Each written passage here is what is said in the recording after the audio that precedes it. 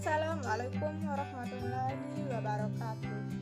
Halo teman-teman, saya Jauharatul Kamalia dengan NIM 2115024. Pada kali ini saya akan membuat video mengenai prinsip-prinsip dasar dalam modifikasi perilaku attention dan stimulus kontrol. Adapun tugas ini dibuat memenuhi mata kuliah modifikasi perilaku dengan dosen pengampu Ibu Puri Handayani MA. Yuk simak pembahasannya. Baiklah, pembahasan yang pertama adalah mengenai prinsip dasar modifikasi perilaku attention. Nah, teman-teman tahu nggak apa itu attention? Attention itu adalah menghentikan reinforcement pada tingkah laku yang sebelumnya diberi penguatan.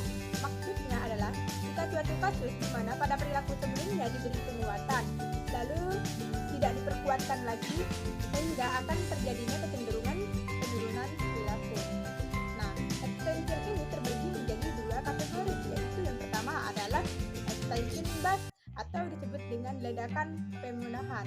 Artinya adalah terjadinya peningkatan intensitas, durasi, atau frekuensi dari perilaku yang tidak diperkuat selama proses attention. Karakteristik lain dari attention burst ini adalah perilaku baru, misalnya seperti contoh mawar tidak hanya menekan tombol pada mesin ketika kopi tidak keluar, akan tetapi dia juga menekan pada tombol pengembalian koin dan menggerakkan mesin. Nah, itu merupakan perilaku baru. Nah, yang kedua adalah spontaneous recovery. Maksudnya adalah munculnya perilaku tertentu setelah beberapa waktu tidak muncul. Seperti contoh, anak selalu marah ketika diminta untuk mengembalikan gadgetnya. Lalu orang tua mengambil tindakan mengabaikan. Selanjutnya mengenai sifat-sifat attention, yaitu ada beberapa di antaranya. Yang pertama adalah jadwal pemberian penguatan. Maksudnya adalah berkurangnya perilaku setelah diberhentikannya penguatan itu tergantung kepada jadwal pemberian penguatan.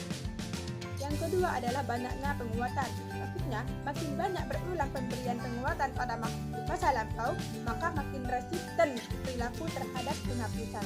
Yang ketiga adalah usaha. Maksudnya adalah semakin besar usaha yang dibutuhkan untuk melaksanakan perilaku yang mendapat penguatan, maka semakin cepat tercapainya penghapusan. Selanjutnya adalah kelebihan dan kekurangan prosedur attention. Nah, yang pertama, kelebihan prosedur attention. Yang pertama yaitu prosedur ini dikombinasikan dengan prosedur lain sudah terbukti efektif diterapkan dalam berbagai situasi. Yang kedua, prosedur penghapusan ini menimbulkan efek yang tahan lama. Yang ketiga, prosedur penghapusan ini tidak menimbulkan efek yang negatif. Nah, yang selanjutnya adalah kelemahan prosedur attention. Yang pertama adalah prosedur ini efeknya tidak terjadi dengan segera. Yang kedua, perilaku agresif sering timbul. Yang ketiga, imitasi perilaku orang lain. Yang keempat, kesukaran pemberhentian penguatan.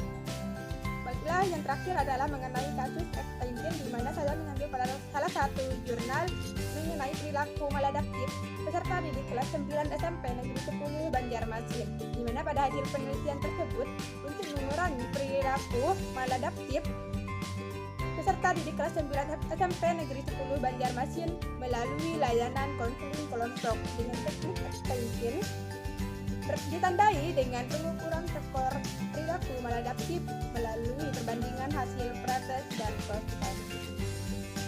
Selanjutnya pembahasan mengenai prinsip dasar modifikasi perilaku stimulus kontrol.